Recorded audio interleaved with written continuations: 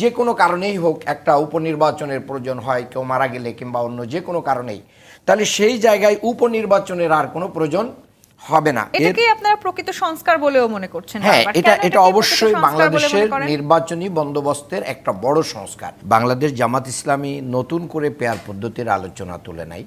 বাংলাদেশ জামাত ইসলামীর সাবেক আমির অধ্যাপক গোলাম আজম স্যার অনেক আগেই এটা নিয়ে আলোচনা তুলেছিলেন, কিন্তু আমরা এটা নিয়ে শোরগোল করি নাই।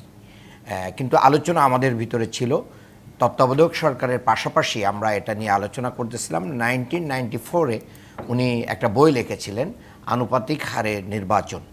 এর মাধ্যম দিয়ে আমরা বোঝা যায় যে তত্ত্বাবধায়ক এবং আনুপাতিক হারের নির্বাচনের বিষয়গুলো নিয়ে আমরা আগে থেকেই কিন্তু কাজ করতেছিলাম।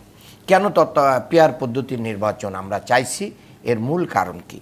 এটাকে আপনারা প্রকৃত সংস্কার বলেও মনে করছেন? হ্যাঁ, এটা অবশ্যই বাংলাদেশের নির্বাচনী বন্দোবস্তের একটা বড় সংস্কার, সাংবিধানিক সংস্কার।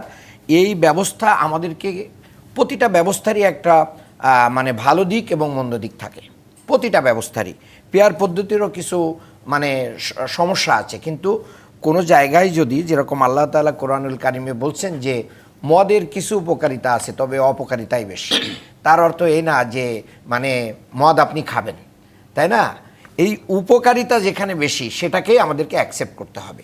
এই জায়গায় এসে আমরা বলছি যে বাংলাদেশে মনোনয়ন বাণিজ্য হয়।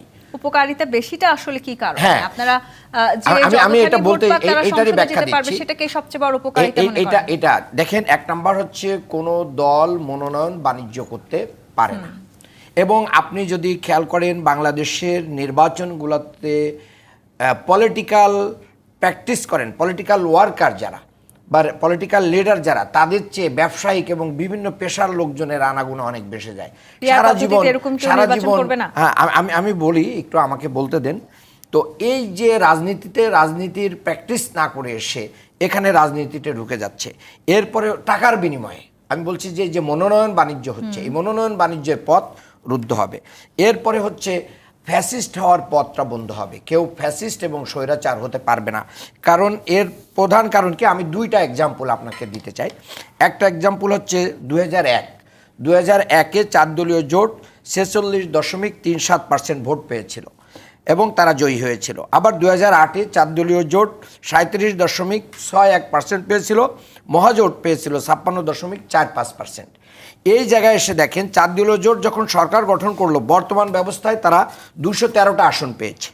আবার পেয়ার পদ্ধতিতে যদি ওটা আপনি কাউন্ট করেন তাহলে তারা পাইতো 139টা। ঠিক একইভাবে 2008-এ মহাজোট যে 56.45% ভোট পেয়ে তারা বর্তমান ব্যবস্থায় কিন্তু পেয়েছে 263টি আসন, কিন্তু পেয়ার পদ্ধতি হলে 169 আসন পেত।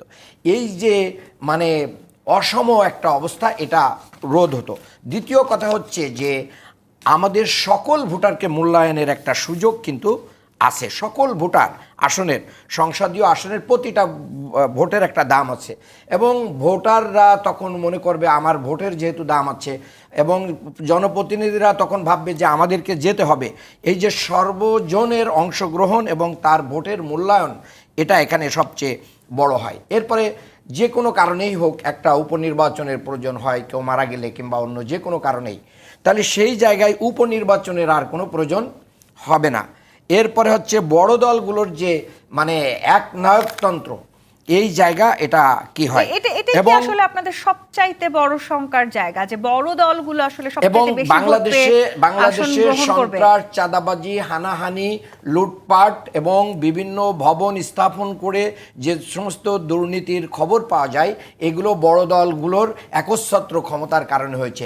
আমরা চাই যে এই কালচার পরিবর্তন করে পেয়ার পদ্ধতি আসলে একক ক্ষমতা গ্রহণের সুযোগটা